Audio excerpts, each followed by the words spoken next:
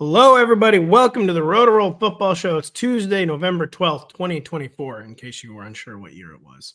I'm Patrick Daugherty, joined by Mr. Denny Carter. We're heading into Week 11, and there's a lot of news to break down, but we're gonna spend today panicking. It's time to panic. The Bears are panicked. They fired offensive coordinator Shane Waldron. The Texans are panicked because they haven't scored a touchdown in 2 months. The Vikings are panicked because Sam Darnold is Sam Darnold again. The Cowboys are panicked because, let's just be real, I mean, the Cowboys should be panicking. It's over. It's never been more over for the Cowboys. Giants panicking. Colts panicking. Me panicking. Denny panicking. Panic sweeping this great nation. We're going to start in Chicago. We're also going to break down kind of a sleepy Monday Night Football affair. Going to preview a really good Thursday Night Football game between the Commanders and Eagles, but one where there's not really a ton of fantasy concerns.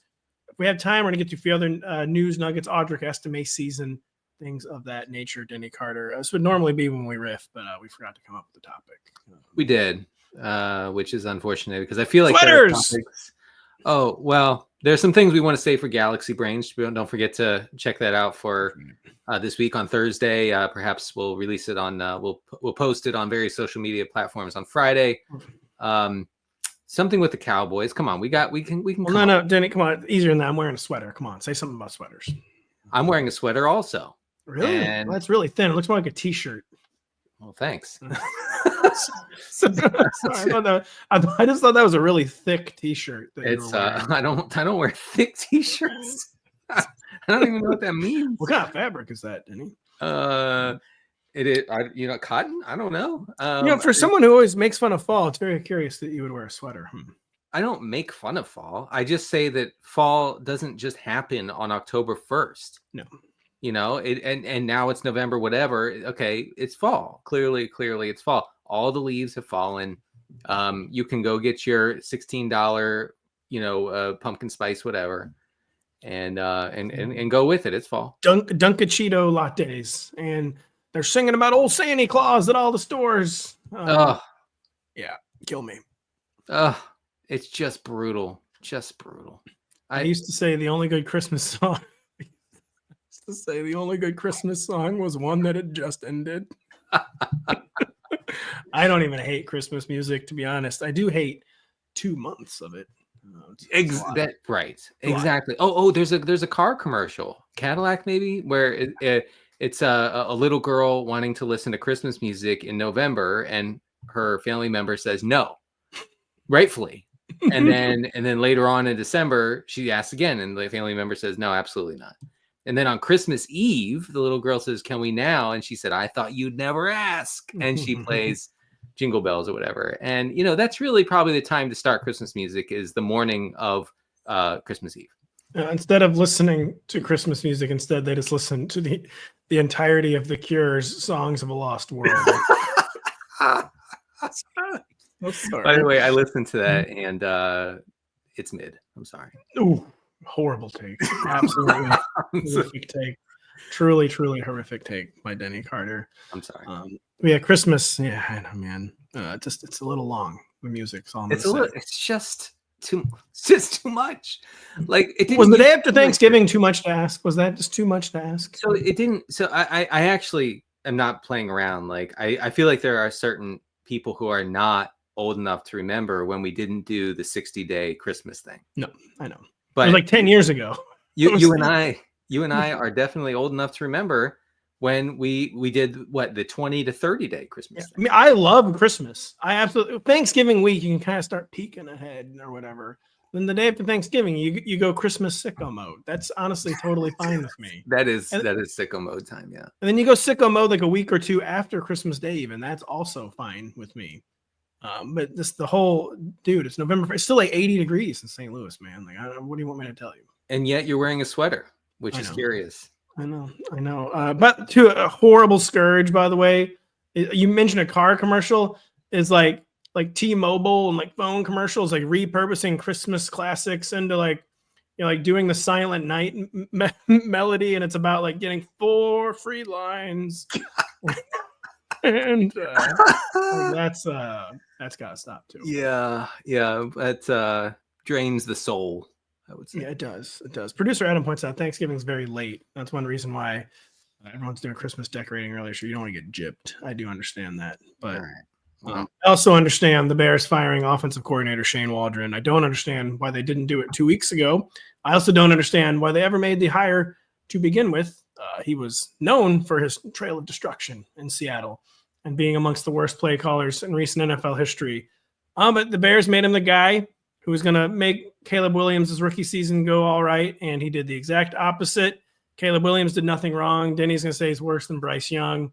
Yeah. So they fired Shane Waldron, Denny. Just how bad, how grisly have the numbers really been for the Bears offense? And like what changes are even realistic moving forward? Like how much of this situation can even be salvaged mid-season? Just lay out the grisly details and maybe present any paths forward for this post-Shane Waldron Bears offense. I have a very normie stat to start with. Nothing over expected, nothing adjusted. Okay. This is just a plain old stat, and it's actually shocking. The Bears have 9 touchdowns this year. I wish I could act more shocked, but I saw your quotes. 9. I saw your sky on it. Yeah. I mean, and by the way, the Dolphins have 7. So I don't really understand how that's happening. But yeah, so we're talking about an offense that could not create anything. Okay. One of the worst as far as EPA per play. I'm looking for my fancy numbers here. 38 sacks absorbed by Caleb Williams. I'll get to that in a second. The bottom 10 in success rate. Everything. One of the worst teams in the worst offensive team in the first quarter. So what that says to you, the first quarter stat really is that even the designed plays, the scripted plays in the first quarter were not working, and that's a problem. That's a problem, and I would say that's not Caleb Williams' problem. Like that's a coaching problem. Because as we've noted, one thing we noted when Caleb was kind of playing okay was that every week it was like, man, it takes him so long to get into rhythm. Like I couldn't even watch him in the first half. He was like blinding me how horrible he was playing. And then after halftime, it seemed like all of a sudden he got in rhythm, he got in pace, he was actually making some plays. To me, that's where you really do place the blame, like squarely at the foot of coaching. Because like it's almost like once Caleb just doesn't have to think as much, he was playing better. And that has, of course, stopped the past month. Like everything is kind of – I just think it's the most toxic brew ever, where a guy who's running into too many sacks, but it's an offensive line that's not blocking. It's a coaching staff that's not protecting him in any way. Like, how do you prevent – there's ways to prevent a rookie from taking too many sacks. Like, things are just spiraling. They're compounding. Like, no one's getting open. His confidence is wavering as a result. The stacks thing is nuts. So right before we came on the air, I love to go to StatHead, Pro Football Reference, and all I did was I put in rookie quarterbacks to attempt at least 294 passes this century, which, Caleb Williams will go on to attempt way more than that, but 54 rookies have attempted at least 294 passes this century. Caleb's sack percentage is the second highest ever of those 54. He's actually sandwiched in between David Carr and the dreaded Bryce Young. Really bad list in the top 10. Carr, Caleb, Bryce Young, Blake Bortles, Zach Wilson, Josh Rosen, Jimmy Clausen, Marcus Mariota, then Ben Roethlisberger, Geno Smith. It's a little better. Josh Allen's even kind of on there, but they're all way lower than Caleb's. That's really alarming because, like, is this bad Caleb habits, or is he just developing habits he'll never be able to shake because of how bad his protection has been as a rookie? Then, though, speaking of normie stats, I go to QB rating. Again, 54 rookie quarterbacks have attempted at least 294 passes this century. 294, by the way, is because that's how many Caleb has right now. And his QB rating is 22nd of 54. So he is still like doing some of the traditional quarterbacking okay. Like that's like way higher than Andrew Luck was, than Matthew Stafford was, than Josh Allen was. So it's not like abandon all hope. His completion percentage is middle of the pack, blah, blah, blah. But I just wonder, a guy who already had some bad habits, those are now getting compounded. Like 17 games, like that's a lot of muscle memory. Like to your first taste of the NFL, like that's like the worst possible time to develop bad habits. Like will you ever be able to unlearn those? And I don't know. I do not think I honestly am not even still that concerned about Caleb, but I am just concerned about what has been done to this young man.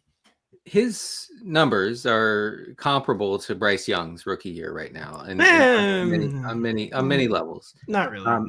I will say, I mean, they're very close. They're shocking. No, they're not. They're not. They are. They're actually. You're talking about, accuracy. He's very inaccurate. That is one thing I think that's going under the radar right now. But Bryce Young can't make any throws, whereas Caleb Williams clearly can make some tough throws. Can I read you a quote from an unnamed executive who spoke? NFL yeah, I read your little blurb, by the way, this morning. I mean, I didn't make it up. I mean, I didn't come up with the quote. Let me just read. So this executive says, Caleb is doing the same thing he did in college in terms of holding the ball and being inconsistent with his reads. He could get away with running around, throwing the ball up for grabs, throwing across his body, and he had some success doing that, meaning in college. You don't get away with that at the NFL level too often. I'm a little surprised they haven't been able to clean some of that up. And I read that. I was like, what kind of dumb quote is it? Like, wow, they haven't gotten it cleaned up amidst the worst coaching and blocking you could ever see. What a shock. Here's what if I told you that the Bears are a good blocking team, and this is all Caleb Williams' fault? That's the computer just struggling. Like, okay. That's the computer. Let me tell you how much the computer is absolutely certain this is all Caleb Williams. Okay. So here's what the computer is telling me. Pro Football Focus grades the Bears' offensive line as the 10th best pass blocking unit in the league through week 10. Absolute nonsense. Pro Football Focus has 3 Chicago offensive linemen among the top 40 in pass blocking grade. Fake. Caleb is being sacked on 29% of his pressures. Only Will Levis and Spencer freaking Rattler are worse in that regard. Okay. Superstar will be a bust. Caleb's average time to throw, which is 2.4 seconds, is in line with, I don't know, Jayden Daniels, who has taken 20 sacks to 38 for Caleb Williams. So this is you and I have been in agreement for years now that sacks is entirely a quarterback stat. Not entirely. Entirely. If you don't want to be sacked, you will not be sacked. That's period. Okay. So Caleb Williams has decided that he's going to do crazy, fancy stuff in the pocket. It's because though, what can he do easily? I mean, you've seen the Bears too. You watch this offense. Do they do anything easy for him? Like literally anything? Well, they did. It's almost like watching like a Mike Martz offense or something. I feel like 22 years ago, like maybe let one thing be easy for the quarterback. For a 3-week stretch. I forget exactly when everything is like week like 5 to 8. Caleb Williams was the most accurate passer in the league. Okay. And you know why? To me, that's like a really great sign. It is. And Caleb Williams will probably be fine. I don't think that he has the crazy nuclear upside that we probably thought he did coming into the league. He probably does still. I don't know. Too small, really. And he's not. He's the guy's thick. Being thick is important. He's thick. He's still short. I don't know why do we have to keep drafting short quarterbacks? He's 6'1". He's way taller than we tower over you or I. Okay, well not tower. Tower's a bit strong. Denny and I are both pretty normal height. All right, put it out there. All right. Well, my NFL quarterbacking career went nowhere, so that actually does make sense. If Caleb wants to get the ball out, which he was doing for a few weeks there, he can. He's decided not to. Now, I don't think. I think it is. When you have no other choice, what do? You start playing hero ball. And I think it's just a symptom of design. I really, really do. Like hero ball is coming out because he doesn't trust the system or he doesn't trust his receivers to get open. I kind of do think it's like an everyone's fault type situation. Talk about an offense this should be the most vanilla offense in the league. And it just hasn't been. Is that why you draft Caleb Williams to run the most vanilla offense in the league? As a rookie, yeah. I mean, as a rookie, yeah. I thought he was good. There's no rookie that gets a complex. Like Jayden Daniels is succeeding. Talking about a vanilla system. Like that's why he's succeeding. Like, oh, Bo Nix. Oh my God, what a complex system. Yeah. Oh, yet another screen. Oh yeah, hell yeah. Drake May. Oh my, I can't even follow what's going on here. And this Patriot system is so complicated. Well, I mean, hopefully Caleb Williams is better than Drake May, but we'll see. Oh, he is easily. I mean, we will see. We'll see if Bo Nix is better than Caleb Williams. Bo Nix already had a ceiling. So Caleb, I forget what I was going to say, but Shoot, man. The system, vanilla. Oh, right. The system. All right. So everybody wants to say, well, Shane Waldron was always bad. Okay. This goes without saying. We knew it. We knew it coming into the season. He was bad. No one said it, by the way. Nobody said it. That's not true, actually. A lot of I'm not kidding. The Bears reaction on Bears Twitter when they hired Shane Waldron, let's just say, involved like a lot of GIFs and memes that can't really be. I did see that quote from Jackson Smith and Jigbo where yes. he like refused to talk about Waldron or see if the good luck. He basically real life LOL'd when they asked if he was good.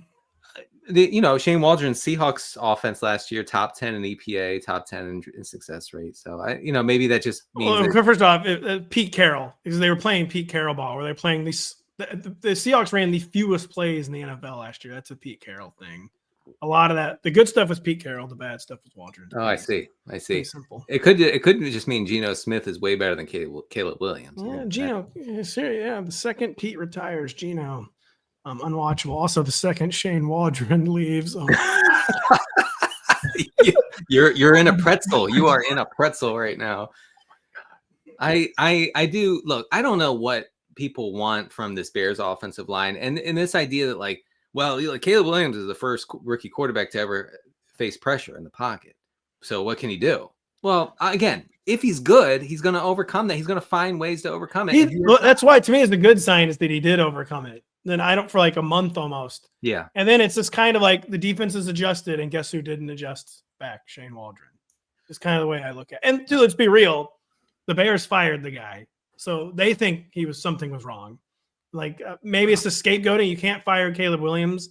We're talking about Shane Waldron. Guess who didn't defend Shane Waldron? The Bears.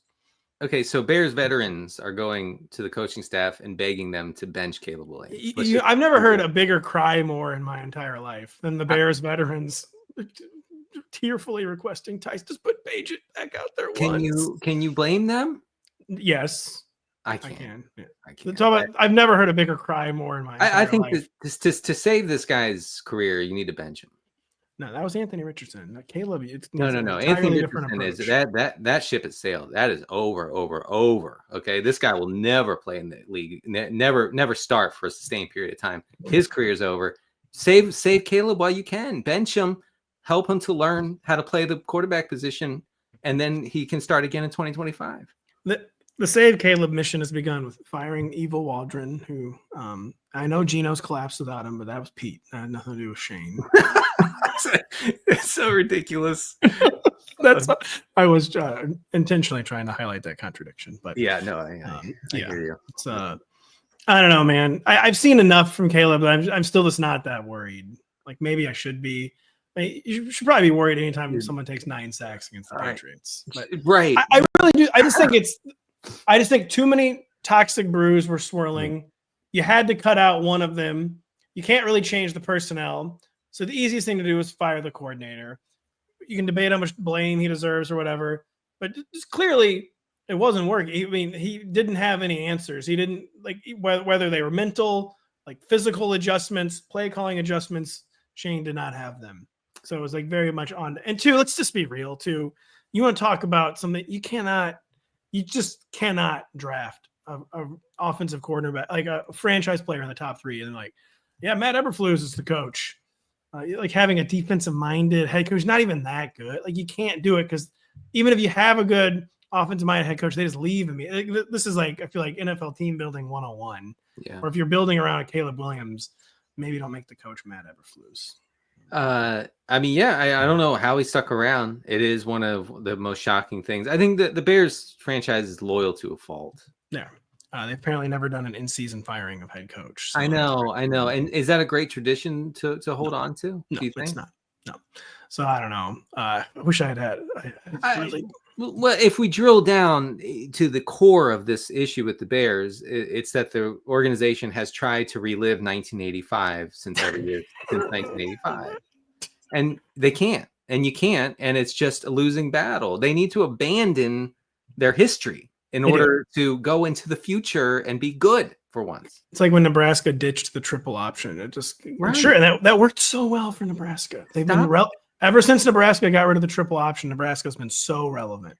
Look what happened to the Washington franchise as soon as they Yeah, I hear you on the Nebraska. Please laugh. I'm sorry. Please clap.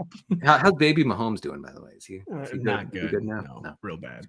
Actually, it's getting real awkward. Actually. Baby Mahomes in Nebraska. Yeah, he needs a bigger broccoli cut. No, they are working on shaving his head as we speak. Got to do something different, man. Got to do something different. We're gonna need more broccoli cuts. It's not working. It's not working. Talk on the Bears any longer. We're panicked on the Bears. Some of us more than others.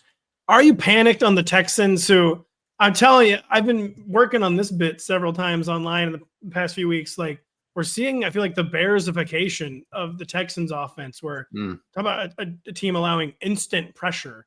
Yeah, like CJ Stroud. Who knows how much is his fault? Like he drops back, and I feel like he just gets sacked immediately. And then like the few times he doesn't get sacked, I feel like he's like rolling out and like making poor decisions, like really like this mediocre box scores all year. Much more so though, since Nico Collins got hurt. He's missed 5 games. We think he's finally back for week 11. How panicked, if at all, are you on a Texans offense where over the summer, I did try to make the point several times, like this is like an all-time, like too early crowning basically of the Texans, which we love to do. Like when a guy is good as a rookie, how can you not, kind of? But I just thought we were getting a little ahead of ourselves in the Texans. I did not think we were getting this ahead of ourselves, though. And just how panicked are you about what has been an absolutely unwatchable Texans offense? Before I get into the nitty-gritty, did you see that throw that Stroud made that was picked off in the end zone? I think he was targeting Tank Dell on Sunday night. There's so many interceptions in that game. I know. Well, okay, so Tank Dell's standing by himself in the end zone. And Stroud throws it as if they're in the backyard playing catch, and it gets picked off easily.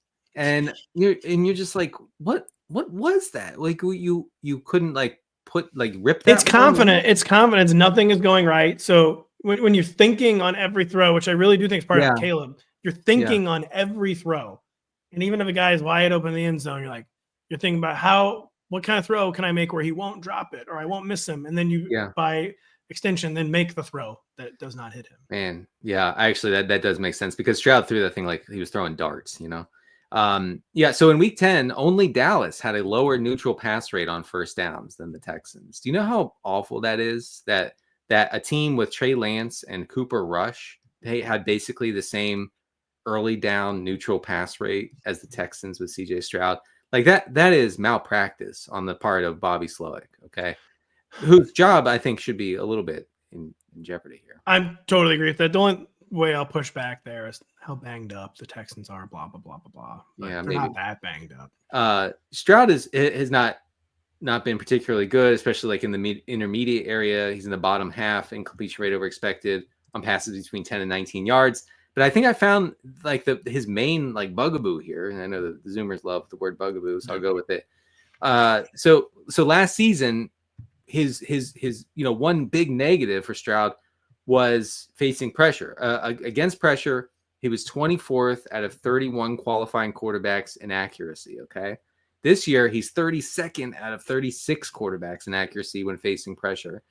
This is a problem for him, I think, going forward, and the fact that the Texans can't really protect him makes me think that maybe there is no out this year. Maybe it'll have to be something addressed in the offseason.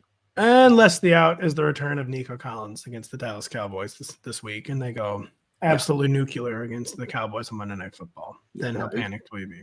Definitely could be. I mean, yes, Nico Collins makes a huge difference here. It's funny, the offseason conversations about like for the value, is it Nico, is it Tank Dell? I mean, come on.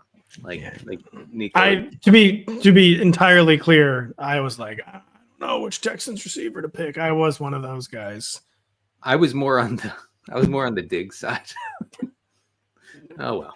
I was on like none of them side. I'm like, I'm just gonna let other people sort this out, and we'll see what happens in the regular season.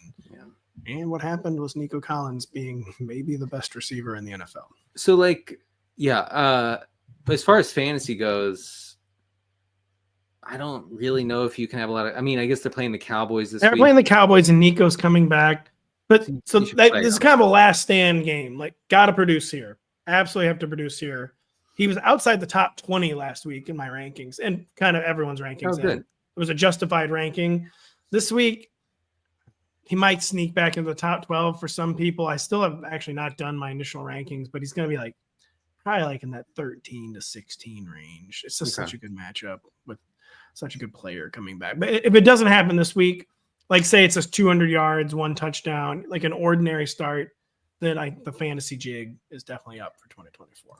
Yeah, I'm trying to think of some tough Stroud or Jordan Love. Oh, easily Jordan Love. Not even. Come on, I thought you said tough.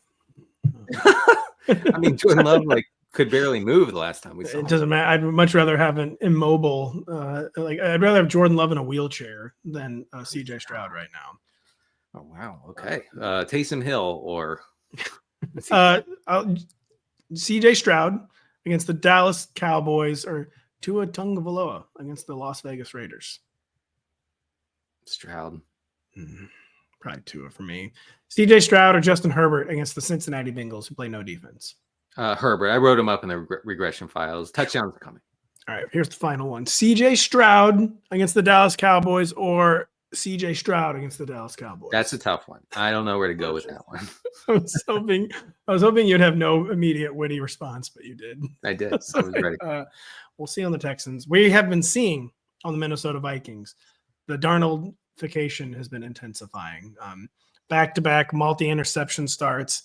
Had a second scoreless start against the Jaguars, which, as you pointed out on our Sunday night recap show, that's what made it real, because the Jags were maybe the worst pass defense in the entire NFL. It was a great spot. It was such a good spot. The Colts were a great spot 2 weeks ago. And he's tossing interceptions left and right. He's starting to feel the pressure that's not there, all that. He's trying to really, really force the ball to Justin Jefferson, which you like if you're a Justin Jefferson fantasy manager. But 3 times he forced the ball to him, and it was an interception against the Jaguars. Are you panicking on the Vikings and Sam Darnold, or is it just kind of an inevitable rough patch that a really good coaching staff we can trust to get sorted out? What do you think, Denny? I'm worried. I'm going to tell you what the computer is saying in a second, and you've never hated anything more than what the computer is going to tell you about Sam Darnold. But so the past 3 games, the Vikings have clearly tried to hide Sam Darnold, and really, who can blame them? This is their drop back rate over expected over the past 3 games: -4, -4, -11. They went super ultra run heavy against Jacksonville, which is it kind of abnormal. The way teams have been attacking primarily has been through the air because, again, the Jacksonville secondary is that bad. So that's a concern, I think, for fantasy purposes. The fact that they're okay, we're only going to pass it when we absolutely have to. Justin Jefferson only had 23% of the air yards against Jacksonville. He was behind Jordan Addison. TJ Hawkinson was right up there in the air yards category with Jefferson.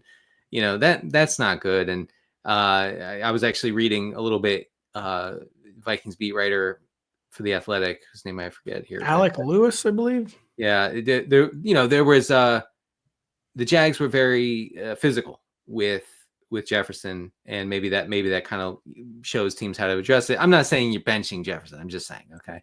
But here's what the computer is saying about Sam Darnold, okay, over the past 3 games. Jeez. That's actually embarrassing to say, but Sam Darnold has, over the past 3 games, has this 3rd best completion rate over expected in the league. Computer in the trash. He's top half and adjusted EPA per drop back. I don't get it. I don't. Computer, tell me what you're trying to say. Are you reassuring? AI is never going to replace us, man. We need Idris Elba to tell us, what's happening with these Darnold numbers, because I don't understand. I will say too, back to reality and not the computers. His 2 worst starts have been the past 2 weeks, and those have been his 2 starts with the 2 most attempts. So the pass rate over expected has been low, but he's actually had to throw because the games were close. They were trailing, they were losing. And it seemed like the theory of their play was always, the less Darnold, the better. We can protect him at the run, pick our spots when to pass, basically hold his hand, kind of golf him, put him in advantageous situations, and he's going to be super efficient. He's going to throw touchdowns. That worked for 6 weeks. The past 2 weeks where they've had to open it up, He had never attempted more than 31 passes until 2 weeks ago, where it was 34, then it was 38. Both victories, but by far, to the eye test, his 2 worst starts of the season. Like this hail of interceptions, basically, against bad defenses. And it's kind of like confirming, like, no, this is a guy we have to hide, we have to protect, we have to scheme the good throws for him, try to scheme the bad throws out of him. And I think you're going to continue to see an effort to hide and limit Sam Darnold, because why would you not? And a tough Titans pass defense this week, at least on paper. So they're banged up. We'll see. Yeah, like, so for fantasy, like, Darnold is strictly a super flex option going forward. I think Hawkinson could actually benefit from this little arrangement, because Darnold will be under strict instruction to throw it to the safest option, and that's usually Hawkinson. Well, I was going to say, do you want to hear? I was going to dabble in one of those classic bad takes. I've uncorked this exact take a few times. Can't wait. What if Hawkinson's returns actually bad? Because it's like the Evan Ingram thing, where instead of trying to throw to Justin Jefferson down the field, it is bad. Dude, every third down against the Jaguars, he's like, "Where's Hawk at?" And he was targeting every big play. He targeted TJ Hawkinson. Like the Jags are like a playoff team without Evan Ingram, and with him, they're a bottom 3 team in the league. I hate when Evan Ingram's in the lineup, but I just hope that's not happening to Hawkinson. I think they're too smart for that. But the Jefferson ceiling is never. It's just not happening. It's just not going to happen. It is not this year. So it's not happening. It's more talk on the Vikings. We have to take a short break. Then we'll be right back after this. The Stars are out in Los Angeles, California for Sunday Night Football when Justin Herbert and the Chargers host Joe Burrow and the Bengals. Tune in to NBC and Peacock at 7 p.m. Eastern as we lead you up to kickoff in Southern California. Boy, the Bengals absolutely love being in prime time and playing no defense. So I'm hoping that one's a shootout. And the Bengals, man, talking about the Bengals are like over and away. I'm trying to compare the Bengals over level to someone else. They're like the inverse of the Jets, basically. No defense. Like they score every drive. Doesn't matter at all. Like the Bengals score every single drive, and it makes no difference. Burrow, in his demeanor and approach and production of late, reminds me of Dan Marino in that, and like I knew what you were going to say, because I was going to say Herbert. Kind of some of those years, Herbert always reminded me of Marino, where it's like the emptiest 352 yards you've ever seen. I remember, because I used to be a huge Dolphins fan in the day, so I watched everything Marino did. And I remember him walking up and down the sidelines saying, "If I don't throw, we don't go." And so this guy would be out there 400 yards and 4 touchdowns, and the Dolphins would lose by 13. And this is Burrow. Burrow looks like a man possessed right now. And for fantasy, it's amazing. Okay, for everybody involved. I saw you posting about this. They finally decided to throw the ball to Jamar Chase. That seems to be working. The classic. It's the Evan Ingram thing with receivers. T. Higgins is in the game. Like, we have to target T 10 times. The Bengals offense is so much worse with T. Higgins in it. No, so much worse. You actually don't have to target T. Higgins 10 times. He's not good. You throw it to Jamar Chase. I don't oh man, when T's out there, defenses are gonna be able to roll so much extra coverage to Jamar Chase, and he instantly runs right by it. There's never anyone within 5 yards of him. No, he's so ridiculously good. By the way, I was not trying to actually compare Dan Marino to Justin Herbert. I'm not trying to slander.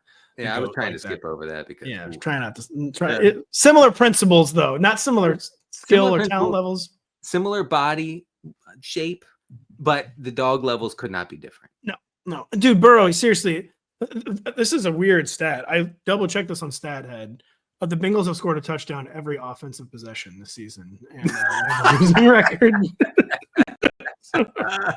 and they're in line for the second overall draft pick. Yeah, which is amazing. So, man, they really got to fix that defense. I don't know how many. We might not be able to get to the rest of all of our panic teams, but I mean, Cowboys, entirely different kind and level of panic.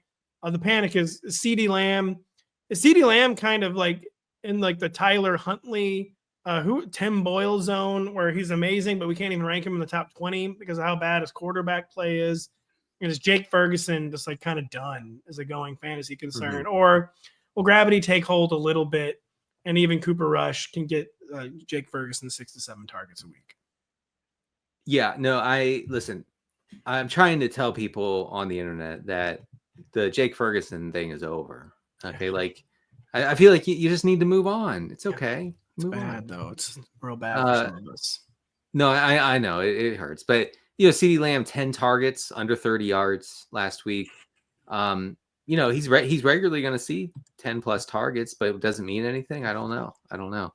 I will say, please do not cut my mic. Always dangerous when you say that, because you never under deliver when you say I'm going to over deliver. Trey Lance is interesting. Yeah, all right. Yeah, nope. Wait. Look, he's terrible. He's truly the next good pass Trey Lance makes will be the first. I mean, really bad. But we are talking about a quarterback who, if he gets and he starts here down the stretch, is going to see a dozen, maybe 15 rushing attempts in a game. Like even he can get by with that. That's true. He will. But my backup quarterback principle is going to be a play there. The guy has 5 carries in the first quarter and instantly gets hurt. Like backup quarterbacks, he's a big boy. It doesn't. Backup quarterbacks, they're here to do one thing. Two things. Sorry. They're here to do 2 things. 1, be the backup, and 2, get injured. Get injured immediately. You think the starters get hurt fast? Let me introduce you to the backups. Oh, can you imagine how fast Jimmy Garoppolo would get hurt if he started for the Rams this season? Oh my God. I actually can't. No. The third drop back, he'd be like, and he's out. After 2 touchdowns, the first 2 wobbly 44-yard touchdowns, each of the first 2 dropbacks, and the third he gets injured. Trey Lance is not interesting. But by the way, talk about a real stat head, Pro Football Reference stat. So I looked up this century quarterbacks to attempt at least 23 passes and their yardage totals. Cooper Rush, 45 yards. That was just not even net. His net was even lower because he took a sack. His 45 yards on 23 attempts was the second lowest yardage total on this century on that many attempts. So just Cooper Rush, hard to be worse than Cooper Rush was. Cooper Rush, terrible. And that's why I think that Trey Lance could actually get some starts here. I'm just saying, if you're in a super flex and you're down nightmarish at quarterback, you might as well just pick up Trey Lance for free. You really should, because kidding aside, like, why with the Cowboys? Like, why are you playing Cooper Rush? Like, truly, what is the point of this? Like, what is the point of this? Like, genuinely no reason for that. So we are very panicked with the Cowboys.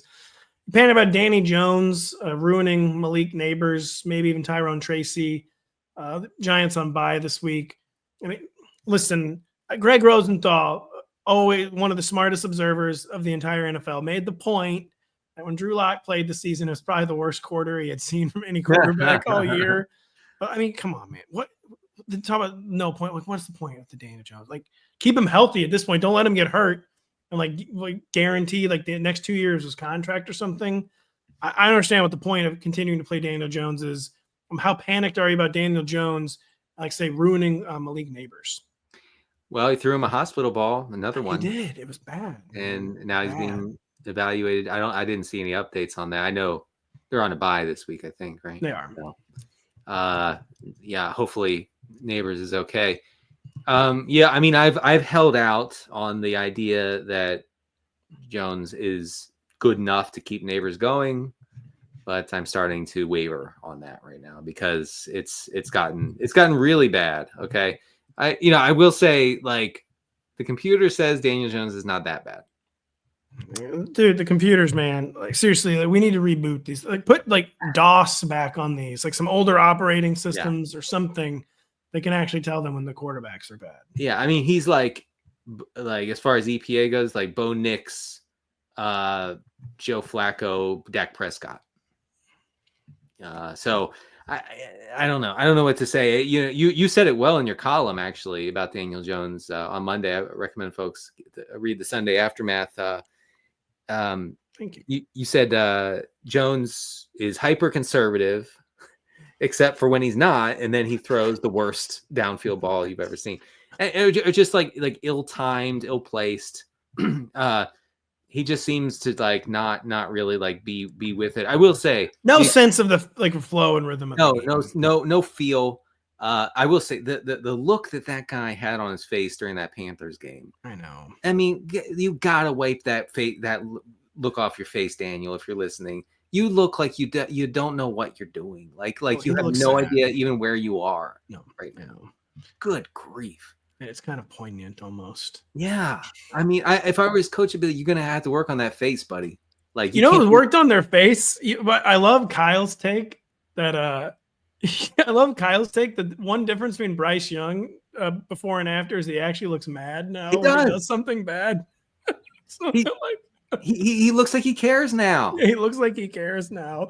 Whereas Kyle's like before, he's just like, well, guess I'm never starting again. After he throws his 7th interception in the right. Guess I'm never getting another chance. Oh well. And now he's like royally pissed if he takes the sack, thankfully. Yeah, I saw him bark at someone. Yeah, start screaming at someone, man. Like Caleb Williams too. I don't care if like the veteran teammates think he's a diva. Caleb needs to start screaming, start blaming people. Like it can be like clearly your fault. Like you just drop a perfect snap. You need to snap at the center. Then what the hell was that? What? One of my favorite things this year is Geno Smith openly humiliating every single receiver. I know. Like he can make him like the scariest guy in the league, and Geno looks like he's about to make him cry. Yeah, right. I mean, he screams at Metcalf. He dresses down JSN 3 times a game. He dresses down DK Metcalf more than like I've ever seen a QB dress down a receiver. It is kind of interesting. It's great. Geno, just uncontainable levels of dog. We weren't talking about the Colts, whatever. We'll talk about that Thursday. We're going to talk about Monday Night Football. Am I right? This game was horrible. So bad. This game needed to be on the plus, but it was on the regular ESPN, and so therefore I had to watch it. And tell you what, I wish I had not. It was so bad. But we did. We got some data. All we ever care about is the data. We got data points. Another data point in Cooper Kupp versus Puka Nacua. Puka Nacua winning another round. Not a bad game for Cooper Kupp, though, but 9 for 98 for Puka, 7 for 80 for Cooper Kupp, both scoreless. What did you see, if anything? Was this kind of a hold-serve game? Or, 2 games where they've both been healthy and Puka outproducing Cooper Kupp both times? Are we ready to start calling it a trend? I think so. I mean, this actually, what I'm about to tell you guys about how it broke down yesterday with air yards and targets makes sense because I mentioned this on the Thursday show last week. The Dolphins defense has really shut down teams in the short areas. It's in the intermediate and deep areas that they've struggled. So that would naturally favor Puka Nacua in this matchup over a guy like Cooper Kupp. Puka has 56% of the air yards against Miami, 32% of the targets. Cooper Kupp, 30% of the air yards, 16% of the targets. I would be comfortable saying that Puka is the 1A and Kupp is the 1B, and there's really nobody else. I know Demarcus Robinson sometimes pops for a touchdown or 2 or 5 or whatever, but I think that Puka, a healthy Puka, is the number 1 here. With the caveat that everyone understands this, where it's not like there's so much distance. There will be weeks where Cooper easily outproduces Puka Nacua, and people are like, well, I was told Puka was the 1A. And no, in general, Puka is going to be the 1A. But right, and I think Puka's seeing more high value downfield type stuff. Not saying that Kupp's easy button work is not valuable. It is, but I if you ask me to take one of the Rams receivers going forward, it would pretty easily be Puka. I agree. I mean, to talk about on the opposite end of the spectrum with the difficult answers, what do we tell people about the Dolphins receiver core? Where they tried to get Jaylen Waddle involved in the opening series. They got him his most yards since week 1, I believe his most of the season, but that was 3 catches for 57 yards. Tyreek Hill had the dignity to score a touchdown, but 3 for decency, I should say. 3 catches for 16 yards, but no one more than 57 yards. I mean, Tua again doing the swing pass thing. He's not really having many incompletions, but there's just nothing doing down the field for the Miami Dolphins. Yeah. This is a Rams defense that was allowing, I think, 8.5 yards per pass attempt too. A really good matchup for the Dolphins in week 11 and the Raiders. Then another really good matchup in the Patriots. But are we out of cope on this Dolphins passing attack? What do you tell people? Yeah, I'm not here to offer cope right now because it's pretty bleak.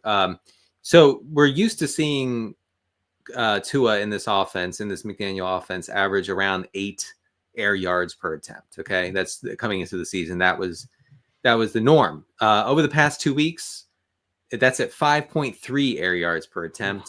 That's the second lowest in the league, second only to Josh Allen, by the way, which is pretty sad. I thought you were going to say Caleb. No. So relieved when it wasn't Caleb. I mean, Josh Allen. So Tyreek Hill, 1 target of more than 20 yards over the past 2 weeks. I don't really know like where it's supposed to come from. They've been pretty run heavy. So last week, actually, Miami was 11% below its expected drop back rate. This week they were 4% over. That maybe they're getting more comfortable with Tua as the engine of the offense. I don't know. But I don't think I have any cope to offer for like people who desperately want to start Jaylen Waddle, for instance. I guess you keep starting Tyreek Hill, but that's just because you can't probably do better off the waiver wire. The cope for Waddle is this point I've kind of made maybe too many times this season, where for him he's just going to have to be better. Like he's a good player, but there's nothing yet in the data or the trends. Like, just keep waiting, just be patient. It's just going to boil down to Jaylen Waddle making more plays. And again, not saying he hasn't been making plays, but you know what I mean. Like there's no underlying trend other than he's just going to have to get better. His target per route run is significantly down this year. And I can't really explain that. It's because the offense has just been out of sync all year because of the injury. And I also think they've been figured out. Yeah. That's and when you're figured out with a quarterback that has such severe limitations, I think that becomes a problem. I mean, like Tua could get away with it because he was so cerebral and so good at pushing all the right buttons in this offense. And now that doesn't do much. I also think Devon Achan's involvement in the pass game has hurt Waddle and Hill. But if Hill's not seeing downfield looks, like what are we doing? What are we doing here? Like, dude, it's kind of like Mike McDaniel. Like, listen, like the Michael Irvin, or Michael Irvin? What did I say? Michael Irvin, yeah. The Michael Irvin, the very famous clip of Michael Irvin trying to pump up someone on NFL Network. Oh, it's so good. Someone needs to play that for like Mike McDaniel. I know, man. Like, listen, the haters are saying you've been figured out. Yeah. What are you going to do about it? Right. They say you're a fraud. Yeah, they say you're a fraud. Can you get Tyreek Hill maybe 1 deep target, please? They used to build this into the game plan where 3 times a game, Tua would just throw one up. Just like way up in the air, and it would be short. And Tyreek is such a good ball tracker. It was always short. That he could come down with it, and he would come down with it, and he would easily run into the end zone for a touchdown. And that doesn't happen. We don't see that. It would be always short, and the Dolphins' social media accounts would tweet it out like QB1 season. And every reply would be like, "LOL, you call this QB1? LOL, our guy Tyreek had to come back to the ball." That was 10 yards short of its intended target. Yeah. Yeah, no, it was way short. Tua going to remain devoted to that if he ever goes down deep again. By the way, I mean, any Achane, I mean, we're not. I was going to ask you if it was just a bad matchup for Achane. I mean, it doesn't matter. He's still really good. It wasn't a great matchup. I got to say about the helmet he's wearing, the Guardian cap. I'm glad he's wearing it. So, what are you going to say, Denny? I'm glad. I think players should be wearing that. But man, it looks bad. The aesthetics are bad. No one's debating this. Just awful. No one's saying. No one's debating this. It looks like a bobblehead, man. I know. It's not good. I don't know if I could. If I were a player, I don't know if I could do it. I know.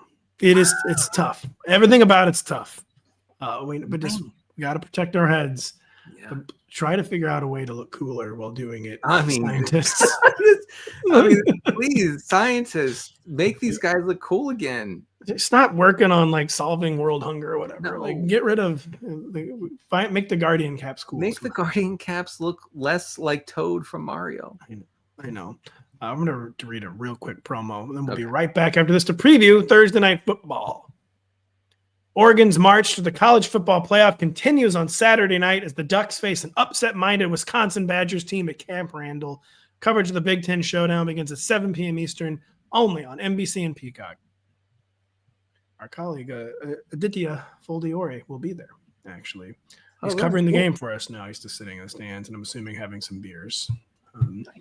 But he'll be at Camp Randall, where, of course, Oregon will utterly demolish Wisconsin. Even though Oregon's a huge fraud, Oregon will, of course, utterly demolish Wisconsin. I mean, they're from the Northwest. What do you want? Denny, Commandos at Eagles.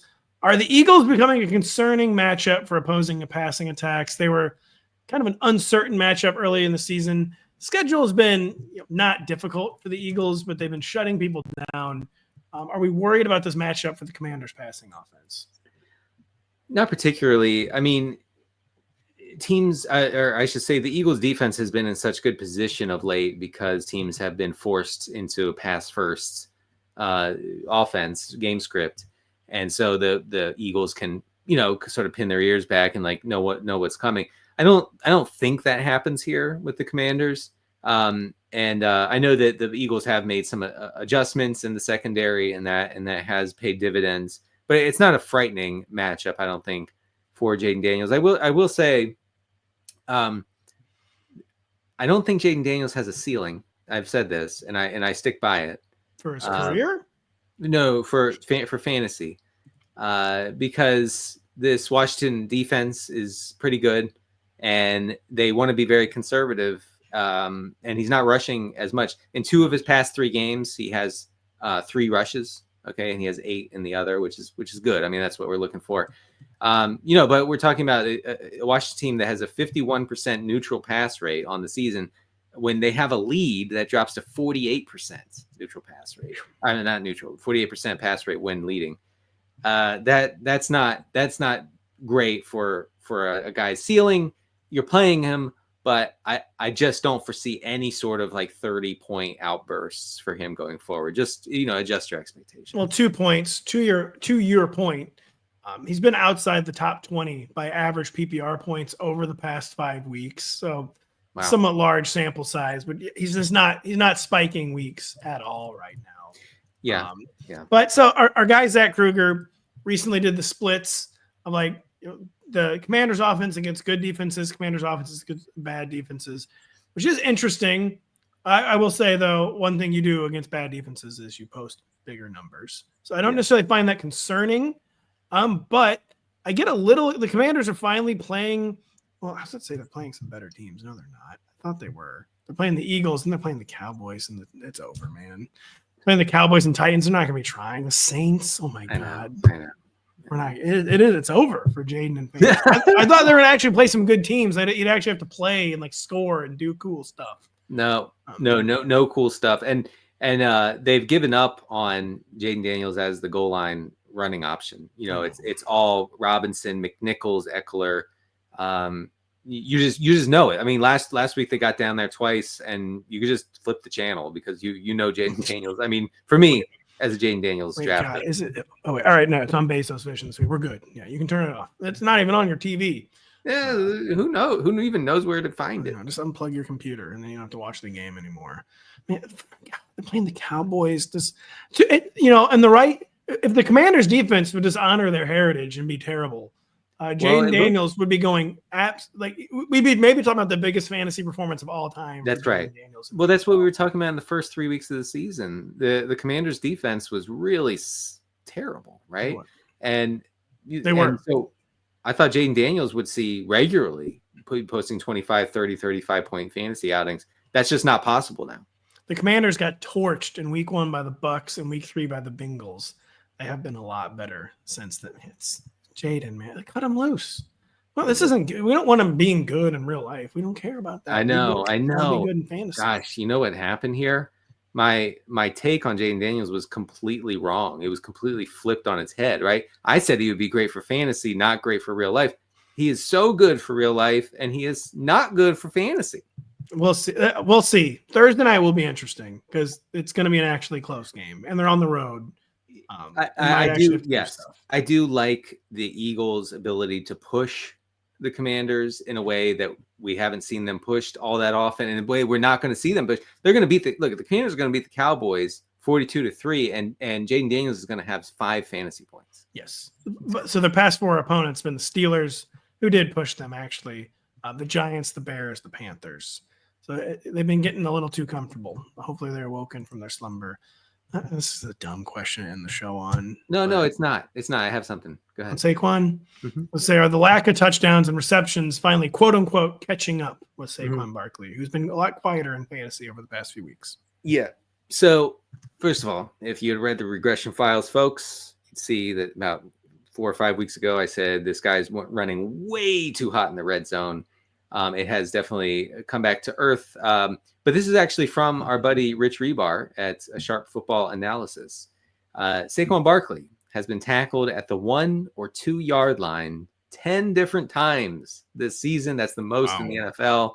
Barkley has touched the ball 3 times after those plays for 1 touchdown. So what that's telling you is that he's been this close to scoring a lot of touchdowns, but Jalen Hurts, of course, has instead gone on to score the touchdown. And I'm willing to bet that those instances where he's pulled down, tackled at the 1, those are going to turn into touchdowns sooner rather than later. This whole offense revolves around Saquon Barkley, much to my chagrin. So I think that the touchdown regression had to come, right? And it has, and now it might bounce back the other way in a positive way. Jayden Daniels on 10 rushing touchdowns, 4 straight seasons. He has reached double-digit rushing touchdowns. Really, really insane stat for a quarterback. Jalen Hurts. What did I say? You said Daniels. Oh yeah, no, no, I meant that. Yeah, Daniel's been in the league 4 years. Jalen Hurts. I mean, the tush push is like one of the more significant phenomena in fantasy history, I'd say. It is. We were going to get to Audric Estime, some tight end injuries, and some Juwan Jennings data points, but we're going to have to save that for Thursday when Kyle Dvorak joins us to break down the entire Week 11 slate. By the way, our producer Tim Shover is also going to Camp Randall Saturday. That's just the place to be, apparently. Everyone wants to come see the Badgers get annihilated. Man, I feeling FOMO. I'll be there too. Denny will be there at Camp Randall. We're flying him to Camp Randall. We're flying you to listen to our podcast. There you go. We'll be back on Thursday, but Kyle will be all over the interwebs in the interim, including Denny's regression files coming out on Wednesday. So for Denny Carter, I'm Patrick Daugherty. Thank you so much for listening. We will talk to you soon.